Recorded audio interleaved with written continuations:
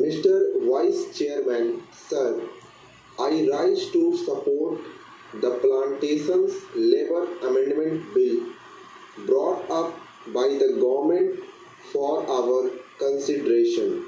Para, Sir, the sad plight of millions of toiling people who sweat on various plantations in the country to earn valuable foreign exchange for us is really too much to be expressed in words.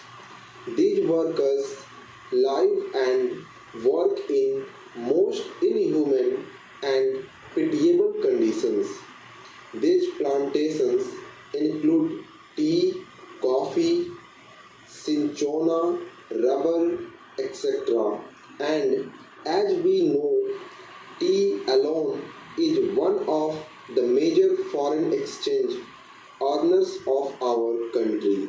But, sir, it is indeed most regrettable that notwithstanding a lapse of 34 years since our independence, these workers who earn crores and crores of rupees by way of foreign exchange have to live in most miserable conditions.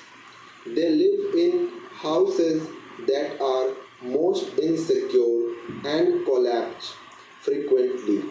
And when these workers die as a result of these collapses, their guardians or their dependents do not get even due compensation for the loss that they have to bear. Unhygienic living in distant and far-flung areas compounded with lack of medical and educational facilities make their life utterly miserable. These plantation workers have to live in abject poverty like slaves of their employers.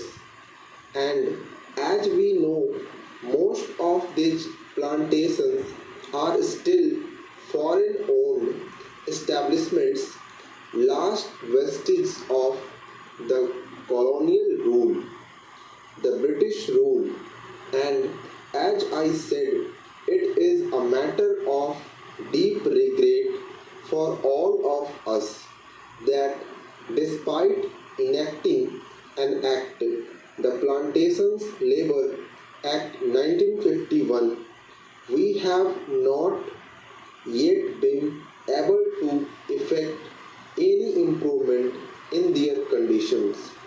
I think the employers alone are not responsible for their miserable condition.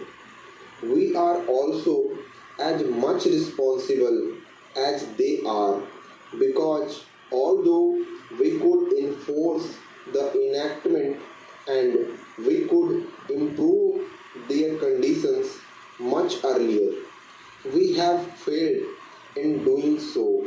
Para, Sir, on the 9th May 1973, this House, the Rajya Sabha, decided that a joint committee should be appointed to look into the desired amendment and put up a draft as early as possible for our consideration.